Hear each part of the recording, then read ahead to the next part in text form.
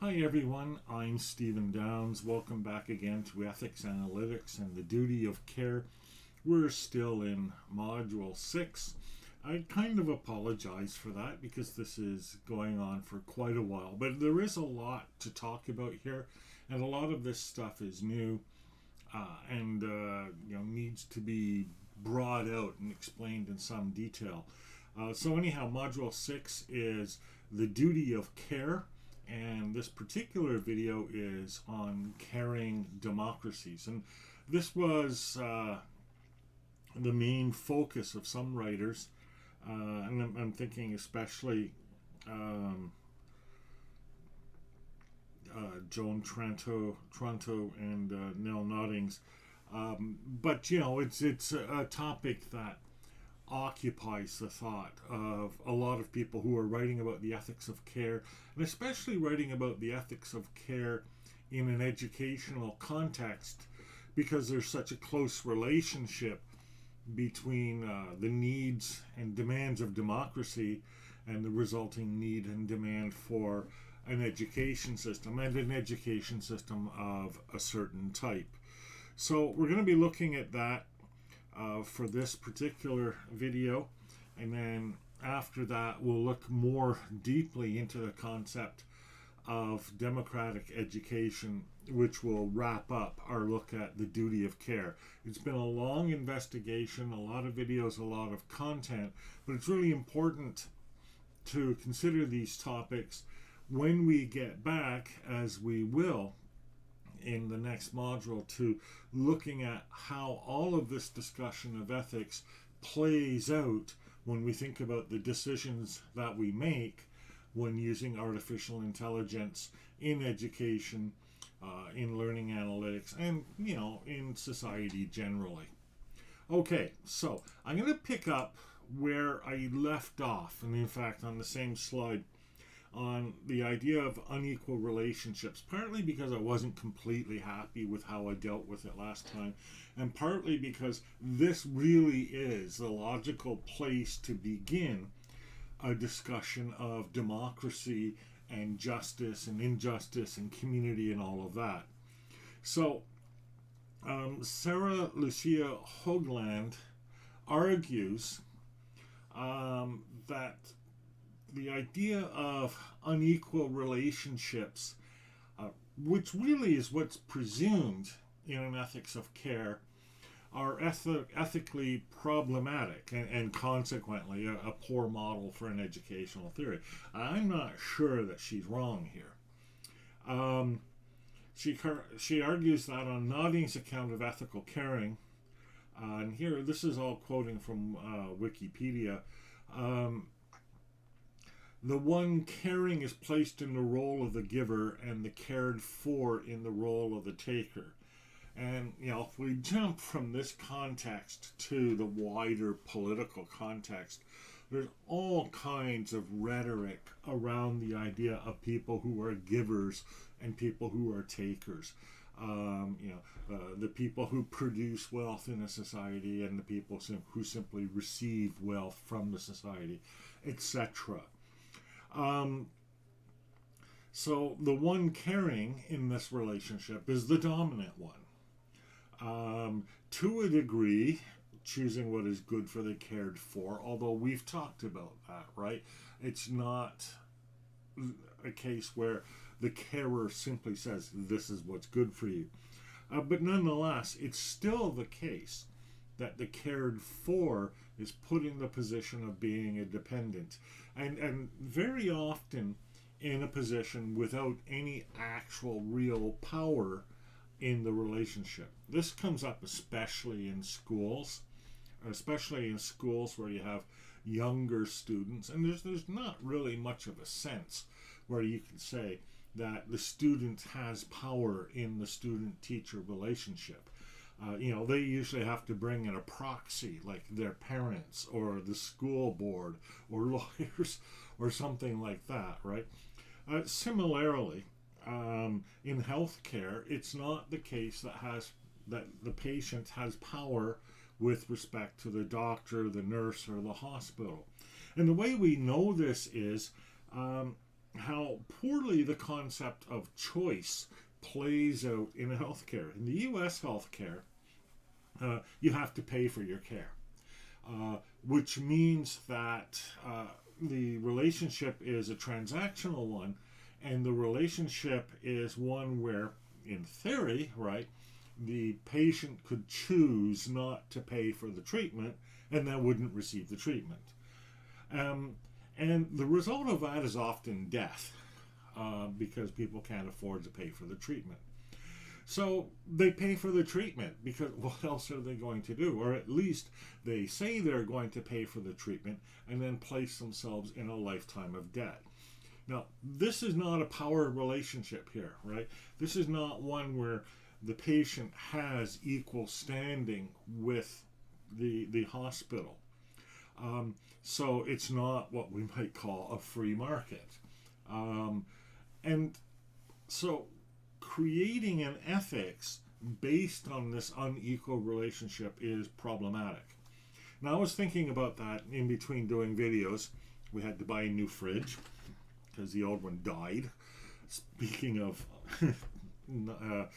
not having power, and I had to go to the store. So I'm sitting thinking about this, and the whole concept of the ethics of care in this context is one that's told from the perspective of the person who has the power. And if you think about it, reframe it in your mind that way for a moment. The way it's depicted, right? The importance of getting the expressed need from the person being cared for, right? We're not saying, and I'm not reading so much, sentences like, if you are in a position of dependence, it is important for you to express your need. That's equally true, but we're not reading it that way, right? We're reading this as an ethic which governs the caregiver rather more than an ethic that governs the cared. And, it takes me back to the old approaches to international aid where the rich countries would decide what the poor countries needed. And they would even enter into a dialogue and a discussion and then say, well, you have to exercise restraint, you have to have, economic policies that do whatever, you have to have free market economies, you can't have social programs. And the countries basically just took it because what else are they going to do? They found themselves in this position where, through no fault of their own, they had massive social problems and deep foreign debt. And in order to be able to do commerce with the rest of the world at all, they had to accept these conditions. I thought of even less neutral ways of describing that, but I decided not to use them. But you can imagine for yourself, how all of this and the role of colonialism and the role of racism all plays into this. And we have this very unequal relationship. And then we're going to describe an ethics of that relationship. And who's it going to be addressed to? Well, the wealthy, right? The wealthy nations. So there is a sense here where the ethics of care is an ethics written by wealthy people for wealthy people. And we want to be aware of that. I want to be aware of that. Now, I'm not exactly a wealthy person, but on a global scale, well, just look at my office behind me. I'm doing pretty well compared to the rest of the world. So even me talking right now about this, I'm a wealthy person talking about ethics for other wealthy people. And part of that is I'm not going to tell a poor person what their ethics ought to be. That would be wrong. And the other part of it is, ethics is deeply and intensely personal. And so when I'm talking ethics, there's a certain sense here that I have to be talking to myself. Now, I think a lot of these considerations are taken up in the ethics of care, but not on a naive reading of the ethics of care. And maybe naive is a cruel word to use in this context.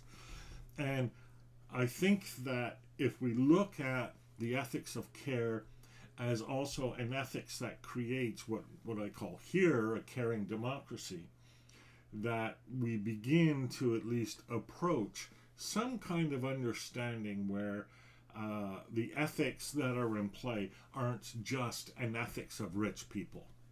Because really that wouldn't be helpful, would it? At least I don't think so. So let's look then. We'll come back to this idea about virtues, which we talked about in the previous section, in a previous video. And we begin with the observation, and again, this is coming from a discussion of Nell Noddings from UVM, that the American tradition, and I'll say North American, I might even include the Europeans, but to less a degree, regard virtues as personal possessions, hard won through a grueling process of character building.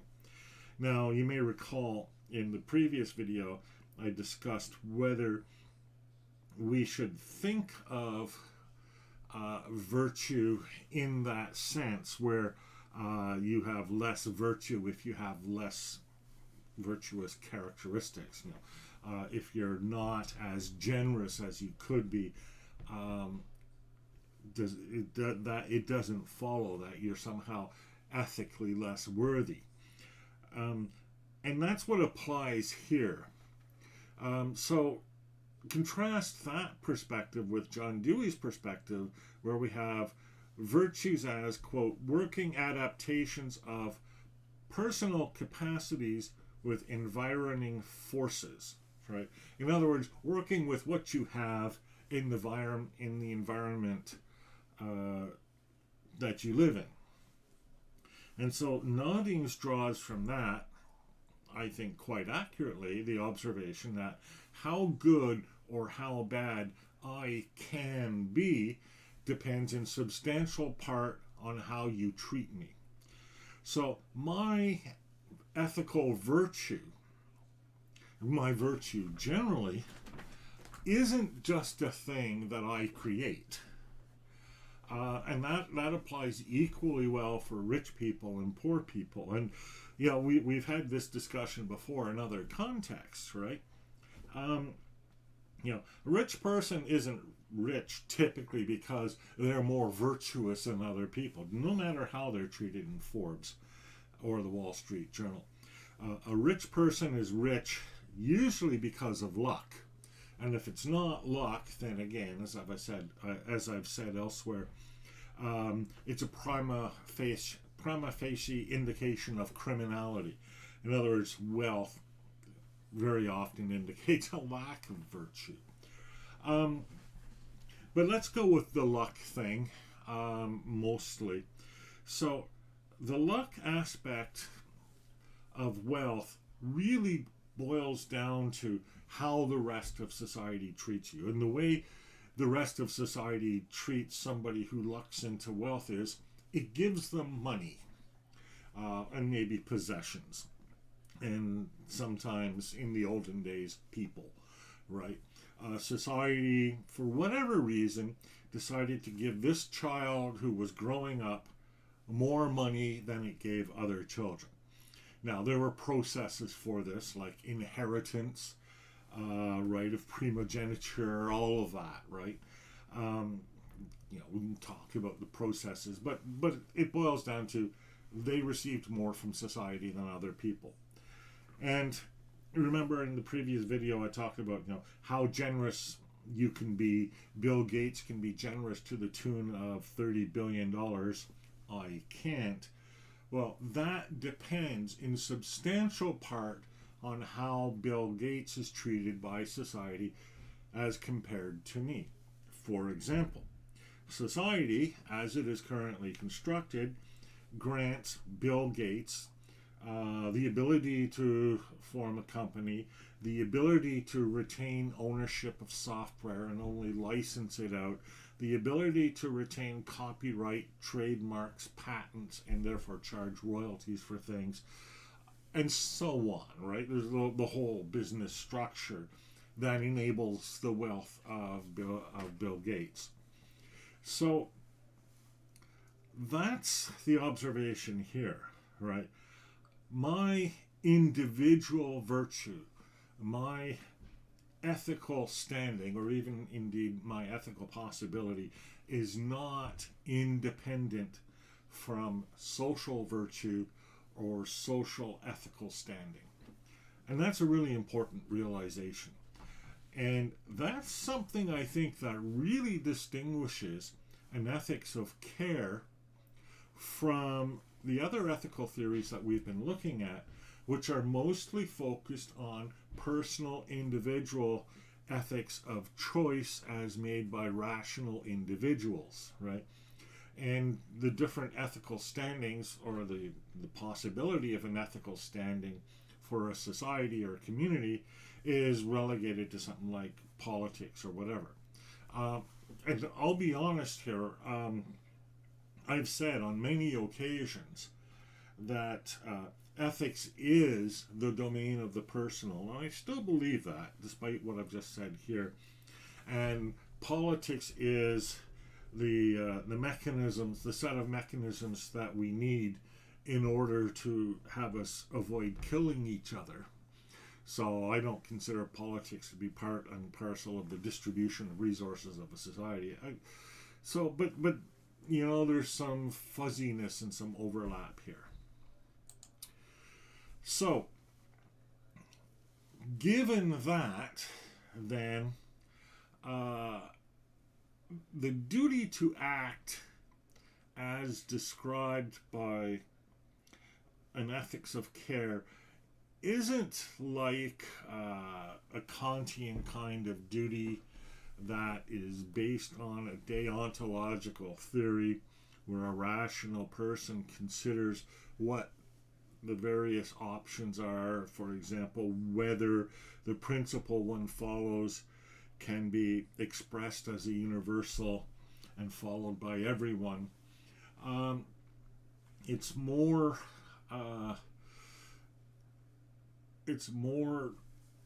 a case where there's a duty to care in the sense that it's an inclination to care.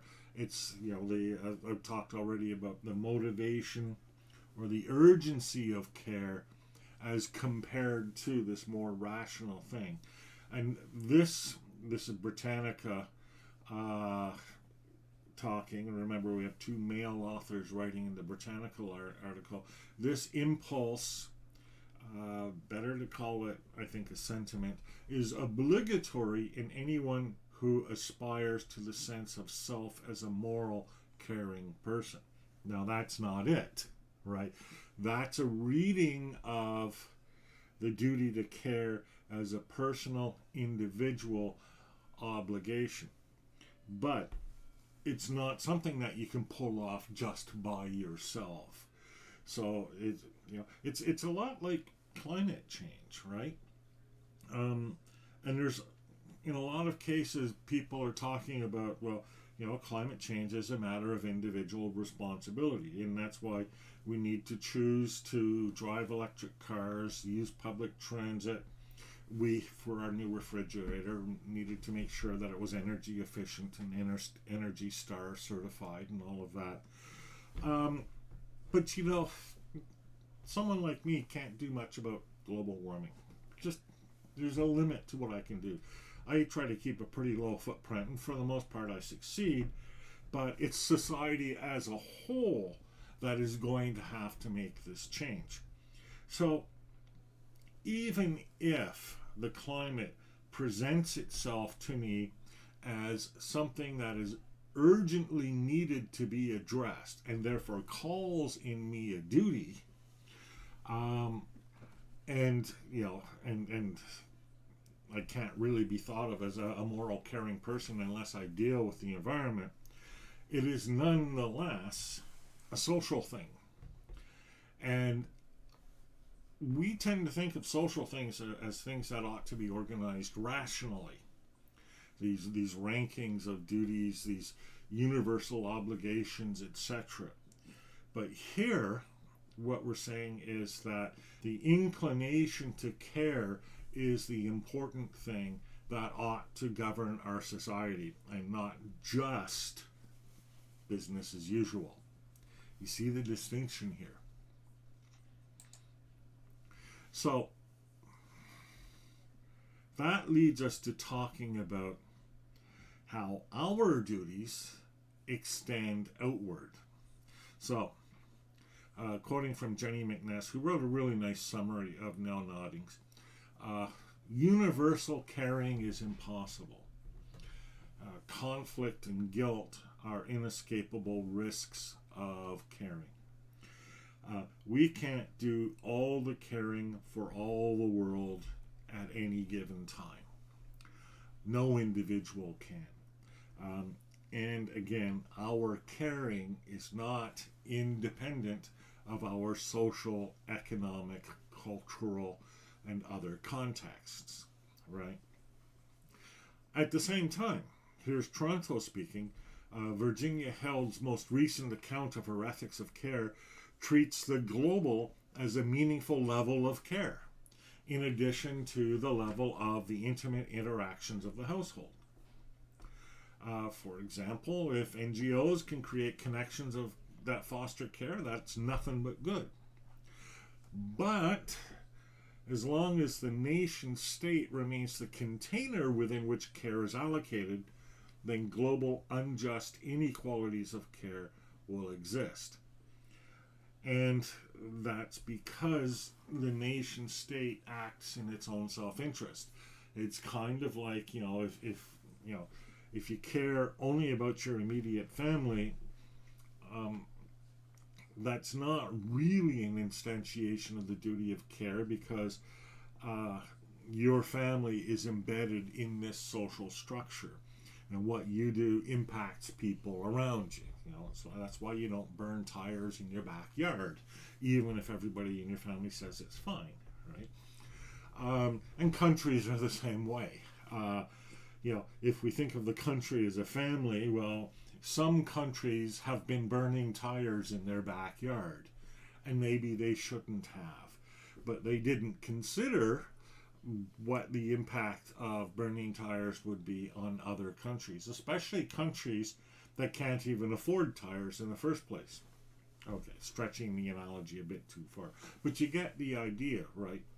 So the universal is a domain of care, but we need to, and so we need to be careful not to create these artificial boundaries, separating family that we care for with everyone else, separating nations that we care for and not everyone else. At the same time, recognizing that the capacity of an individual to care for everyone is limited. It's a tough dilemma, right? I can't personally care for a starving person in Malawi. I can't, because if I did that for each starving person in Malawi, it would overwhelm me.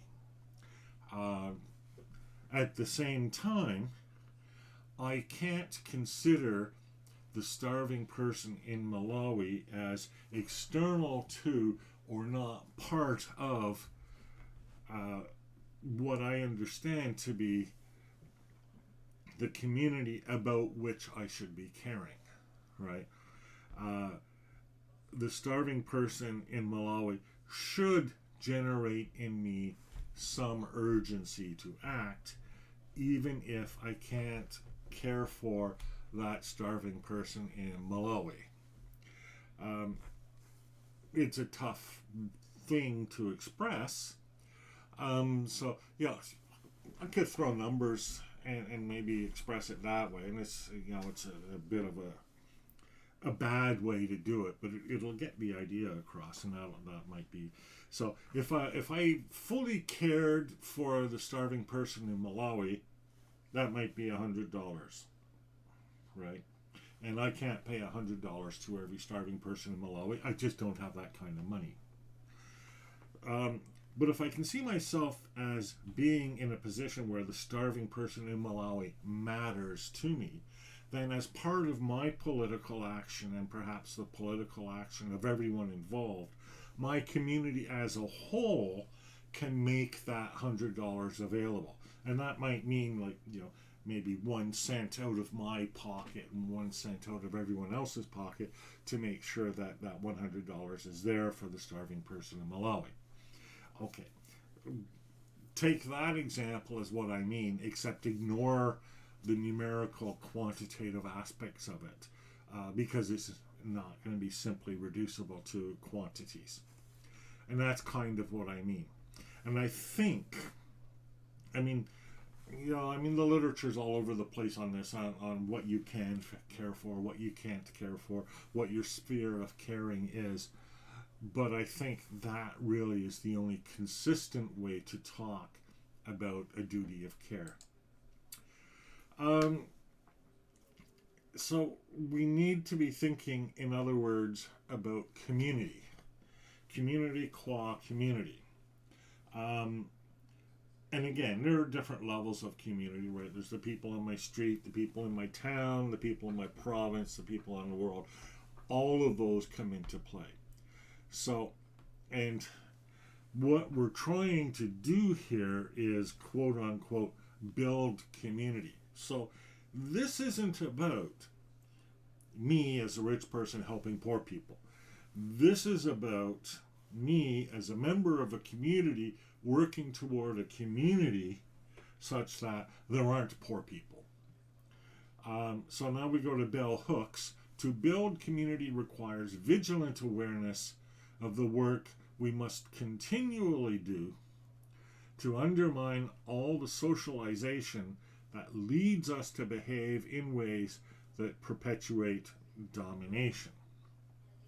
Well,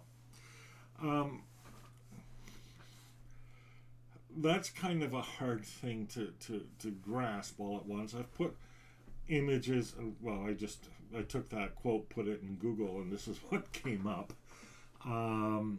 Fox News and all of that, Trump, etc. So those are, I guess, the things that perpetuate domination. So what's going on here? Again, our creation of, our having of moral virtues, or our capacity to behave in an ethical way, our capacity to care, is influenced by the community around us. And one of the ways the community around us influences us is to socialize us. And this is what a lot of this, critical theory and indeed critical race theory is about, right? It's about the socialization that takes place that would lead us to behave in ways that just perpetuate the domination. Simple example, maybe too simple, but we are socialized to want to drive. And especially to drive using cars that consume gasoline. So we behave in such a way that we use gasoline. But our use of gasoline requires that we support oil companies in order to receive the gasoline. Otherwise, we can't drive. But oil companies, in order to conduct business in the way that they do, need to do things like kill poets like Ken Saro-Wiwa in Nigeria. And so our action of driving a car is behaving in a way that perpetuates the actions that the oil company took in Nigeria, and that they take in other countries as well. So what Hooks is saying here is to build community, we need to be aware of the social forces that do things like lead us to want to drive cars. Now, I mean, the criticism here, and there is one, is that that's a pretty passive way of looking at it, right? Well, I don't choose to drive a car. I just drive a car because, socialization makes me want to. On the other, and it's the sort of approach that somebody who knows would talk about to someone who doesn't know, right? I know you want to drive a car, but really the reason why you want to drive a car is because you've been socialized into it. That's not right either, is it? But we are not independent of the interactions and relationships that take place in our society. So the urgency here, and you notice I'm going back to motivation and urgency. The urgency here is to be aware of these socialization factors that affect ourselves. And other people, to more or less a degree, have their own obligation to be aware of socialization that affects them. But what does not come out of that is a sanction for us to tell them to be aware of the socialization. You see the difference here, right? It's not about me telling other people, you must be aware. It's not about me, the knowing person, the person in power and control, informing the people who have less power and control that, no, really, all your desires are just socialization. They're not real. I have the same desires too. But again, it's all just socialization. So that just doesn't fly, right? So you need to be, here I'm slipping into it, right? I need to be aware of that. On the other hand, we can't just let it be the case, at least the argument is made, that anything goes. And this is the market's argument, right? So the market's argument is basically each person acting independently on their own will make decisions such that the totality of decisions will exhibit something like a wisdom of the crowds, or as Adam Smith said, the invisible hand of the marketplace. But we know that the marketplace fails. When it comes to things like inequality, poverty, the need for education, even the need for health care, to a large degree, we don't make these community responsibilities, we make these responsibilities of charity. In other words, we make them basically the basis of individual responsibility. So you have an individual responsibility to contribute to a charity that will in turn address the problem of hospitals. And so again, if we allow just all the individuals to make their own decisions in their own way, we get the desired kind of social justice that we want. Except we don't, right? Joan Toronto, the market passes of bootstraps and charity allow self-interested behavior to allocate care responsibilities. They do so, however, only by uneven processes where those with greater resources get more care. So, if you think about it, when rich people donate to hospitals, they may donate some money to hospitals for poor people, but they're just as likely to donate to hospitals that serve them. Charity begins at home, that sort of thing, right? And we see this acting in the community. Look at the foundations that support open educational resources, and look at who these foundations are supporting. These foundations are not taking all of their money and using it to develop, say, a content authoring industry in Malawi. It's just not happening. No, the charities money, or the foundation's money, goes to organizations like MIT and Stanford and Yale, Harvard, to create resources which will then be dumped on Malawi and other places. And we'll call that open educational resources, and yay, we've done charity. And that's a market failure, and it's a market failure for several reasons. For one thing, after that process, you really haven't done anything to help the people of Malawi, right? Because once they've used those resources, they're still right in the same situation that they were. And in fact, and you see this a lot with food aid, you've actually depressed the market in the recipient nation so that people who actually produce the things that they really need in that country can't compete with free.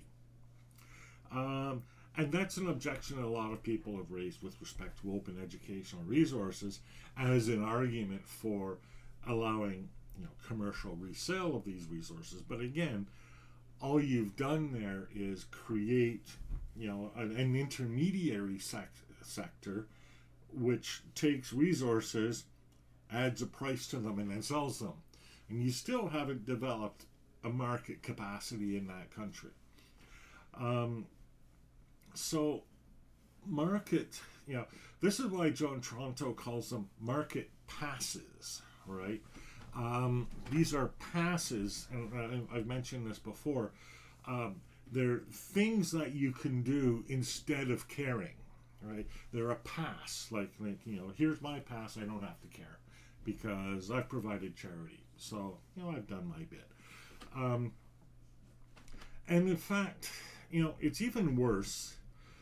Because she adds, at the end of the day, given the way the market seems timeless, it becomes impossible to think structurally about past injustice in the face of market ideals. There's a reason why Malawi can't produce its own food or educate its own people, and it has nothing to do with the people of Malawi and everything to do with the colonial history of South Central Africa, the lakes area. But if we just say, well, we'll just let the market forces decide that sweeps away the full impact of that history and says, okay, well, everybody has their own voice in the marketplace, we'll just let it all play out. But the way this works is the people with more money get more votes. They support themselves, and if possible, they continue and even deepen the exploitation of those parts of the world without money to cast votes. And so that's why a market approach doesn't work. This has important consequences when we go back to talking about artificial intelligence and analytics, particularly when we think about the way these things work, because we have self-contained, independent, autonomous entities, neurons, or people, or whatever, who are in interaction with the rest of the world around them, and making basically what really look like market-based decisions. And we can and should ask, well, what prevents a market failure in a human neural net? And sometimes the answer is nothing. I mean, sometimes people go insane. But there are structural conditions and structural constraints in real physical neural networks and successful networks generally that don't exist in markets, which are really artificial creations of scale-free networks of distribution and resource allocation. And that's, and you read about the desire for that to continue when people talk about interfering in the marketplace, right? But in our brain, stuff interferes with what we're thinking all the time. And that is, in fact, these sentiments, these emotions, these feelings of urgency. And so I think that a care ethics would want to translate that into a social community, or, as we say, a caring democracy.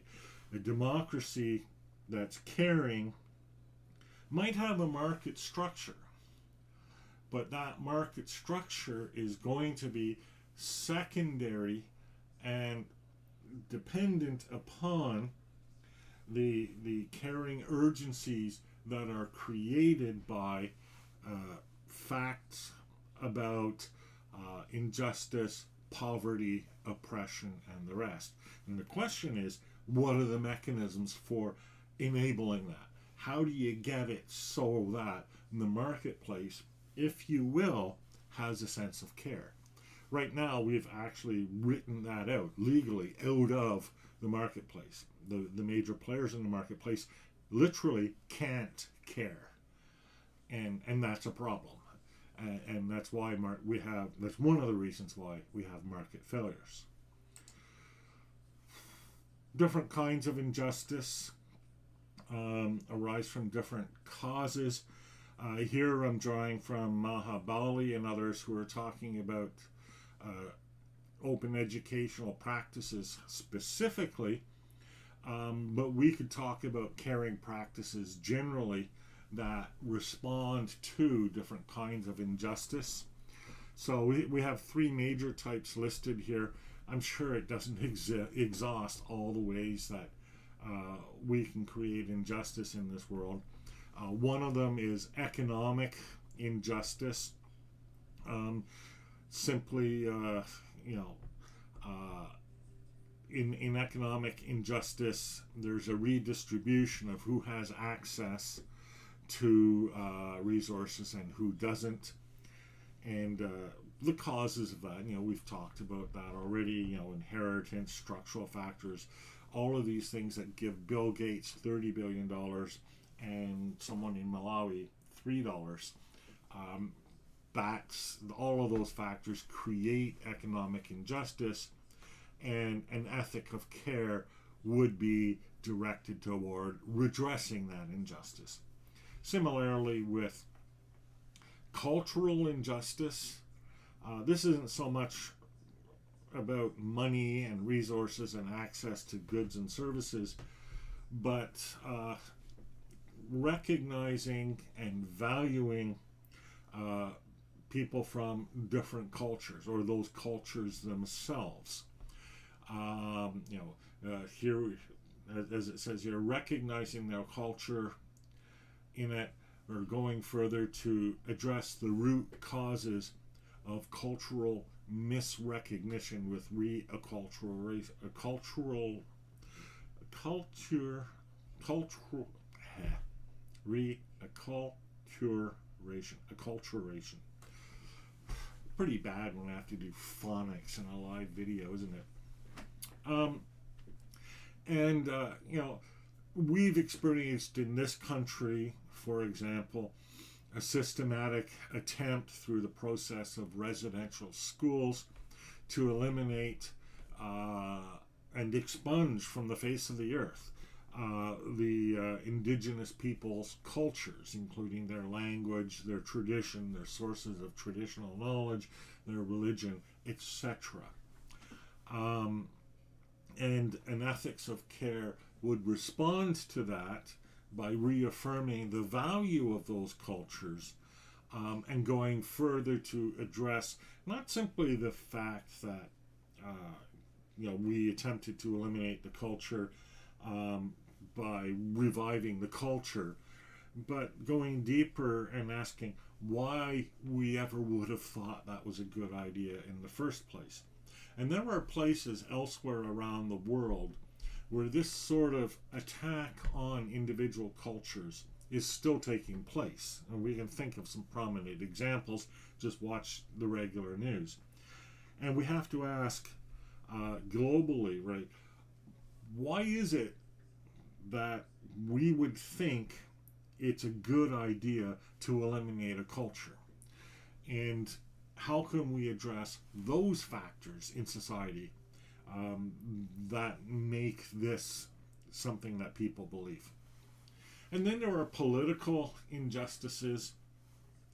So in the context of learning, it might, and I'm quoting, involve those normally without access in the redesign or overhaul of the learning experience, emphasizing equitable representation and parity of participation. Or it might go further to address root cases of political misrepresentation through reframing and parity of rights. To me, what this gets down to is the fact that in these relationships you have an unequal power relationship. And yeah, it's not just about power. I know that. Politics is about more than power, despite what CBC says with their show Power in Politics, right? Politics sometimes is the expression of power through nonviolent means, but sometimes it's creating mechanisms for people to work together for common goals and ends, or even, interaction for the purpose of finding mutual value. There are many ways to define politics. What political injustice does is removes the capacity of a person or a group of people to participate in that process, whatever it is, whether it's power, collaboration, etc. And what an ethic of care does is, first of all, to recognize that this capacity to participate politically has been removed, first of all. Secondly, to address the consequences of that. In other words, to replace that capacity that has been removed, to provide that capacity. And then third, again, to address the root causes of it. Why would we think that it makes sense, or that it's reasonable, or that it's right to deny a person or a group political process? And we're seeing that play out in the United States right now, with the whole issue of voting rights.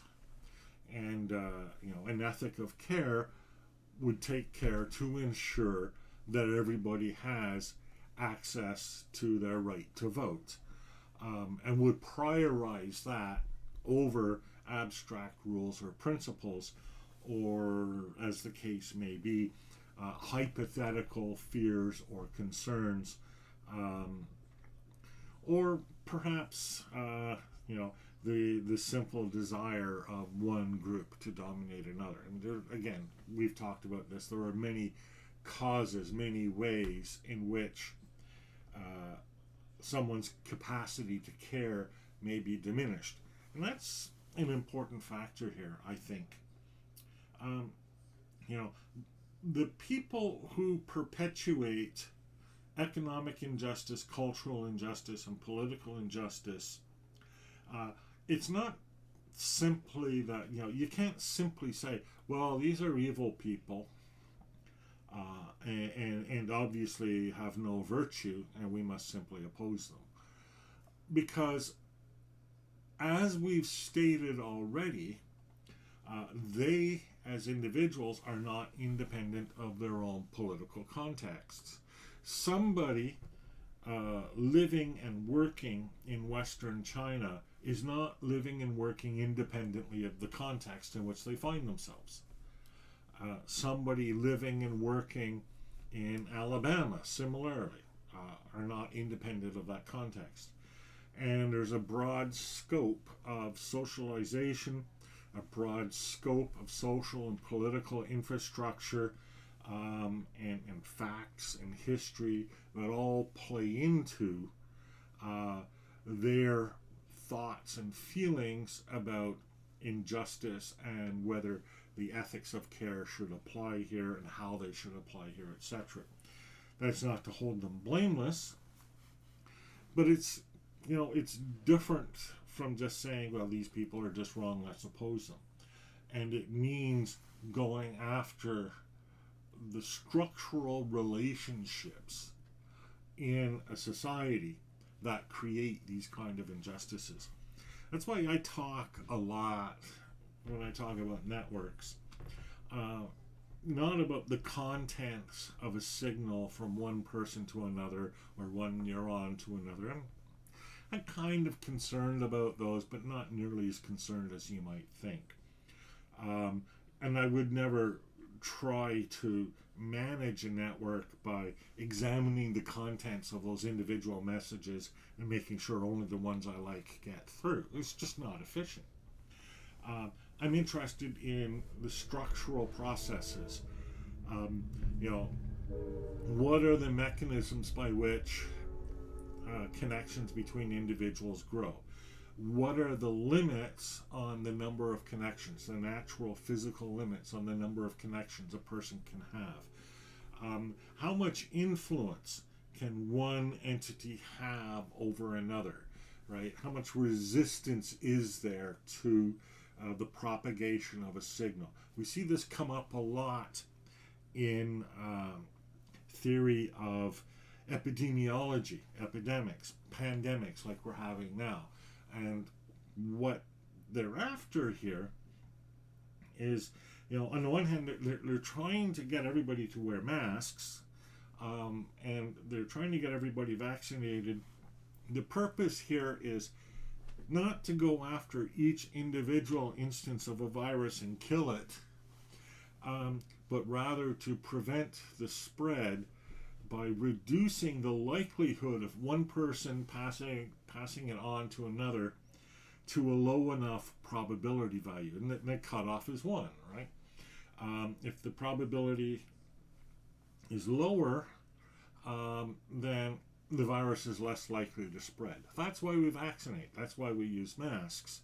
It's not because they fight the vaccine directly. It's that they reduce the spread of the virus. And then of its own accord, the virus will die out, or at least be reduced to insignificance. Same sort of thing here with injustice.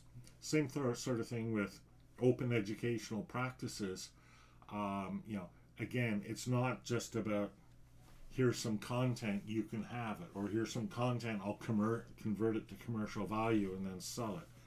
It's addressing the structural underlying factors that create the need to ensure that people have access to educational resources and an educational system that promotes their growth and their development. And then, as well, an educational system that promotes their wider growth and development more generally, in a variety of ways. Social justice is the tool that we use for this. Nancy Fraser, in her account of social justice, talks about dismantling institutionalized obstacles that prevent some people from participating on a par with others as full partners in social interaction. Now that's kind of like the political injustice here, but I think we can generalize that reasonably well to talk about the other types of injustice. So there's 2 ways of looking at it. In one of her earlier writings, she talks about social justice as an outcome where all relevant social actors participate as peers in social life. I'm always a bit cautious about fuzzy words like relevant, but we'll leave that aside. And then the second part, a process in which procedural standards are followed in, quote, fair and open processes of deliberation. Now that's kind of getting back to ethics as rationality, even ethics as social contract. And social justice has a lot in common with social contract approaches, especially as it's defined like this. But I think in the context of an ethics of care, it's less about writing a context and more about making sure, as an imperative, that everybody is able to participate fully and meaningfully in the process of, well, being in a society. There was a recent special issue of Journal of Interactive Media in Education where these concepts were looked at, and in the editorial they talked about how many of the articles were based on Fraser's social justice model and flow from that. Now, of course, you see in the diagram here, again, the roots back to social contract theory. I think that's a very tenuous root link back, but it is kind of a combination of social contract theory with feminist and racial justice literature. It talks about the three kinds of injustice: the economic, cultural, and political that we talked about. And then that cashes out into, just as an aside, when I say cashes out, I don't mean, don't mean anything by money. It's just an expression that I use to say that becomes instantiated as. Cashes out is just an easier way to say it. As things like open textbooks, things like an open educational practices framework, professional learning for refugee advocacy, social and linguistic inclusion, critical social annotation, so that's kind of a cultural, perhaps, discussions about Nussbaum and open textbook content diversification, and that seems pretty clearly to represent cultural injustice, but it doesn't really matter how they line up. And it even extends to things like decolonization, First Nations, knowledge authority, etc., and addressing things like the digital divide, recognizing that social infrastructure and even technical infrastructure have an impact on your capacity to participate fully in society. So that leads us ultimately to what we might call caring democracies. And that takes us back to the ethics of care, back to John Tranto. Sorry, I've misspelled it there. I always want to say Tranto in my head. I don't know why. It's this little dyslexia that I have that makes it impossible for me to deal with names. It's just one of those things. Anyhow, to look at the changes that we need to make to transform into a caring democracy. Again, by caring democracy, a democracy that has an urgency to respond to expressed needs, especially from people who are vulnerable or being oppressed, right? So, first of all, that means giving people a voice in the allocation of caring responsibilities, right? You don't dump it all onto the lowest echelon of society. And we talked about that way back near the beginning of the discussion of care. And it means to recognize vulnerability rather than autonomy as a better way to understand our basic equality. Now, that's an interesting way of putting it, and I have always considered autonomy to be important, and I still think autonomy is important, and I don't think it's an either-or situation here. I don't think you make the trade-off between autonomy and vulnerability, because what you're trying to do when you address vulnerability is to return a person to a state where they can be autonomous, as much as possible within the context of the social infrastructure, and to fully participate in a society. Nonetheless, it comes down to freedom cannot simply mean the ability to choose. Agreed. Accounts of freedom that rest upon the absence of domination are preferable to those that do not. if your concept of freedom is simply um, ways that individuals can autonomously express themselves, whether through speech, thought, religion, carrying guns, or whatever, it doesn't address how social structure it can change or transform into a structure that marginalizes and oppresses people, then it's not a sufficient definition of freedom. And then finally, Toronto says, adding a fifth phase to caring, that takes us all the way back to Gilligan's stages of caring. Caring with. The idea that caring is something that is ongoing, that it's something that is a social thing, something that characterizes your society, your nation, ideally, the global community as a whole.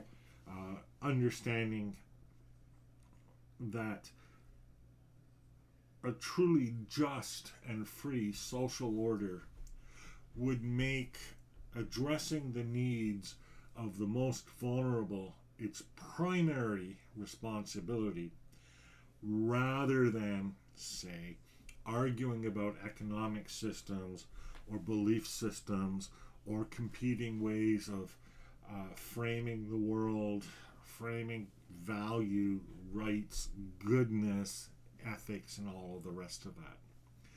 And I think that's a point that's worth making. I think that certainly